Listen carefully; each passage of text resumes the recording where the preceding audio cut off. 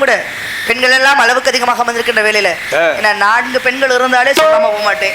இன்னைக்கு கிட்டத்தட்ட எப்படி 50, 60, 70 பொம்பளை உட்கார்ந்துருப்பாங்க. ஏன்னா நமக்கு தெரிந்தது பாதி தெரியாத மீதி என்பது போல நான் வணங்கக்கூடிய தெய்வங்களை இப்படித்தான் வணங்க வேண்டும் என்று சொல்லக்கூடிய விதிமுறைகளை எல்லாம் மாற்றி தனக்கு சாதகமாக என்னைக்கு மனிதன் தெய்வத்தை வணங்க ஆரம்பித்தானோ அன்னைக்கே பெண்களுக்கெல்லாம் பாதுகாப்பான நிலை போனது என்று சொன்னால் நிச்சயமாக இன்னைக்கு நடக்கக்கூடிய ஒவ்வொரு விஷயத்திற்கும் பெண்களே காரணம் அப்படிங்கிறத உங்களுக்கு தெரிவிக்க வேண்டும் என்று சொன்னால் ஒரு ஆணாக இருந்தாலும் பெண்ணாக இருந்தாலும் கோவிலுக்குள்ள போய் சாமியை கும்பிடுறோமே, அப்படி சாமியை கும்பிடுகின்ற பொழுது ஈர வேட்டியோடும் ஈரச்சேடும் போய் சாமியை கும்பிட்டோம் அப்படின்னா பாவம் வந்து சேருமா புண்ணியம் வந்து சேருமான்னா 7 ஜென்மத்துக்கு பாவம் வருமே தவிர ஒரு பொழுது புண்ணியம் வராது. நல்லா தெரிஞ்சுக்கணும்.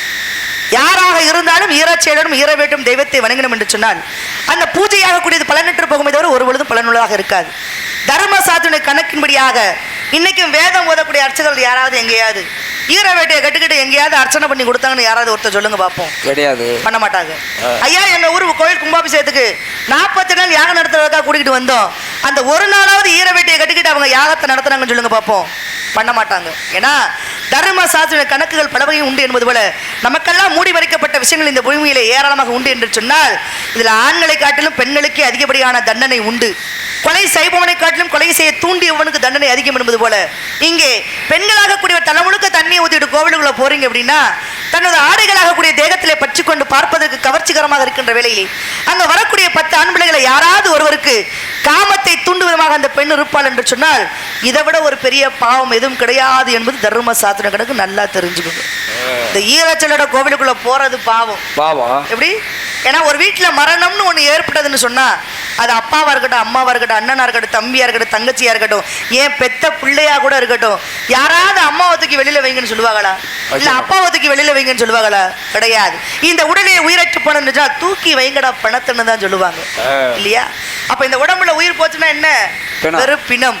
அத்தனை ஆண்டுகளாக வைத்த பெயரும் போயிற்று, உறவுகளும் போயிற்று, நமக்கு வைத்த முறைகளும் போயிற்று. அப்ப தூக்கி வைங்க பணத்தை.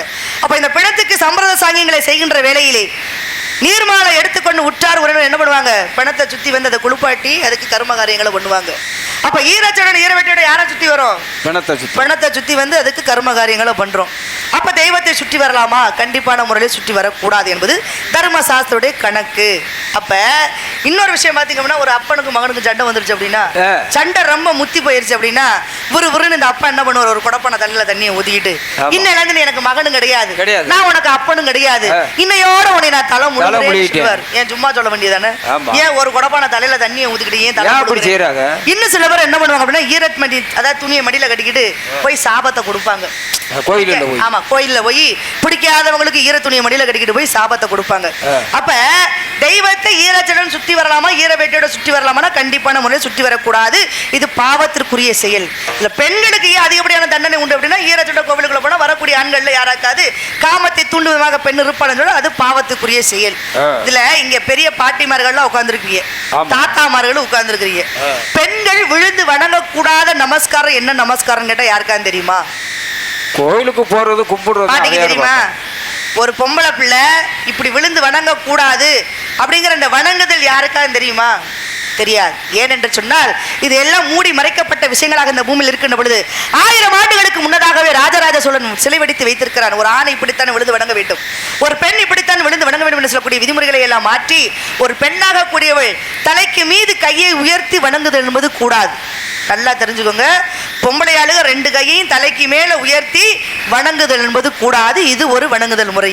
இதை காட்டிலும் மோசமான ஒரு வணங்குதல் என்ன தெரியுமா? என்ன? சாஷ்டாங்க நமஸ்காரம். இந்த சாஷ்டாங்க நமஸ்காரம்னா என்ன?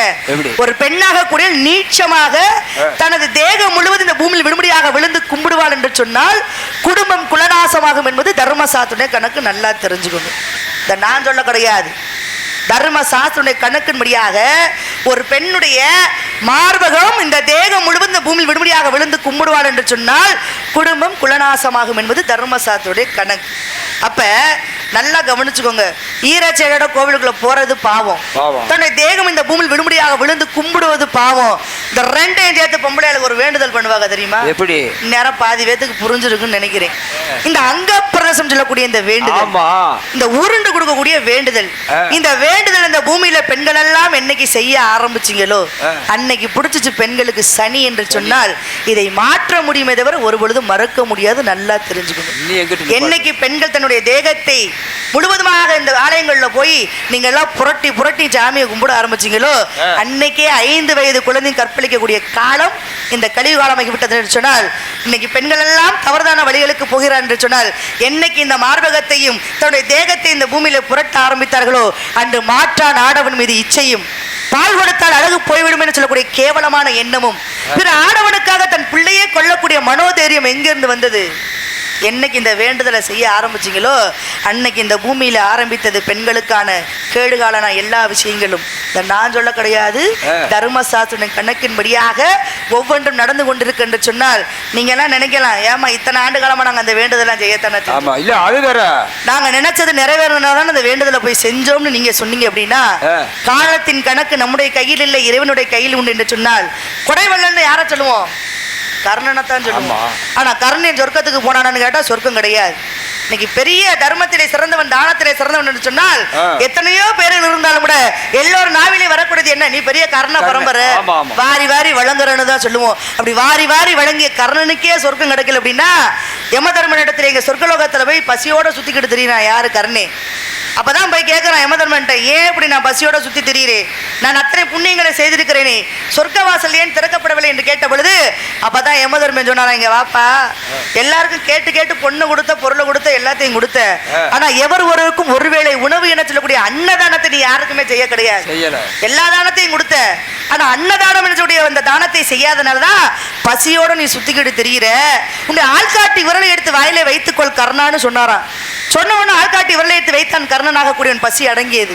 அப்பதான் யமதர்மன்ட்ட கேட்கிறானா, என்ன விந்தையாக இருக்கிறதே, இந்த விரலை வச்ச உடனே பசி போயிருச்சேன்னு கேட்ட பொழுது அப்பதான் சொன்னாரா யமதர்மே, 4 முனிவர்கள் உன்னிடம் யாசம் கேட்டு வந்த பொழுது அவங்களுக்கும் பொண்ணை கொடுத்த பொருளை கொடுத்த எல்லாத்தையும் கொடுத்த, அந்த 4 பேருமே எங்களுக்கு வயிறு பசிக்கிறது, அன்னச்சத்திரம் எங்கே இருக்குன்னு கேட்டாங்க.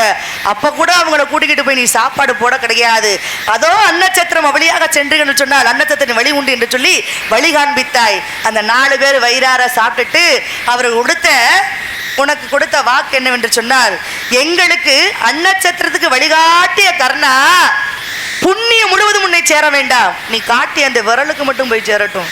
நல்லா கவனிச்சு கேளுங்க, புண்ணியம் முழுவதும் உன்னை போய் சேர வேண்டாம். ஏன்னா நீ எங்களுக்கு சோறு போடல, சோறு போடுறதுக்கான இடத்தை தான் நீ காட்டின, அதனால இடம் காட்டின அந்த விரலுக்கு மட்டும் போய் சேரட்டும், சோறு போடாத உன் மனசோ உன்னுடைய உடம்புக்கோ உனக்கும் அந்த புண்ணியம் போய் சேர வேணாம். அப்படிங்கிறதுனாலதான் இந்த ஆள்காட்டி விரலை வாயில வைத்த பொழுது உன்னுடைய பசி அடங்கியது.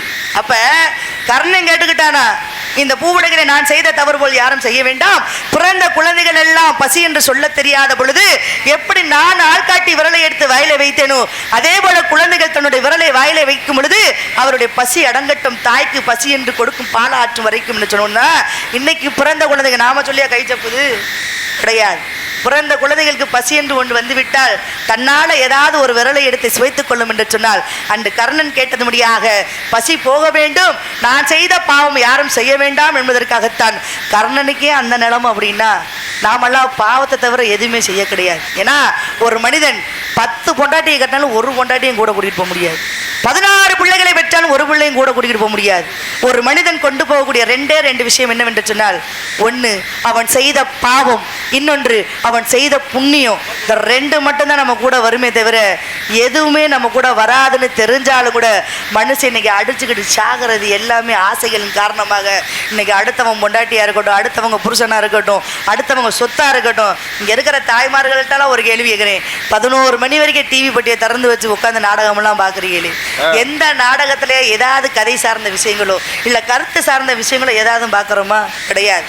ஒரு புருஷனுக்கு அடிச்சுக்கிட்டு சாகிற 2 பொம்பளைங்க, அவன் கல்யாணம் ஆயிருக்கான்னு தெரிஞ்சாலும் அவனை எப்படியாவது நான் கட்டிக்கணும்னு நினைக்கிற ஒரு பொம்பளை.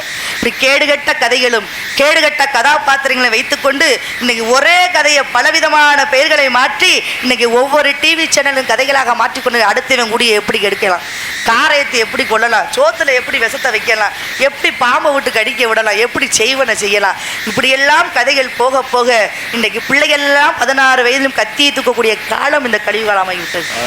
இருக்கா இல்லையா?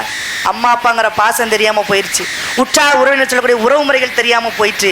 இன்னைக்கு எல்லாம் வஞ்சகம், இன்னைக்கு எல்லாமே பாருங்க கொலை கொள்ளை கற்பழிப்பு என்ன சொல்லக்கூடிய இந்த கலியுக காலத்தில் வாழ்ந்து கொண்டிருக்கக்கூடிய நாம சேர்த்து வைக்கக்கூடிய விஷயம் இந்த புண்ணியமாகக்கூடிய. அதனாலதான் சொல்றேன், பெண்களே தயமார்ந்து கோவிலுக்குள்ள போங்க, ஈரச்சலோட யாரும் கோவிலுக்குள்ள போகாதீங்க.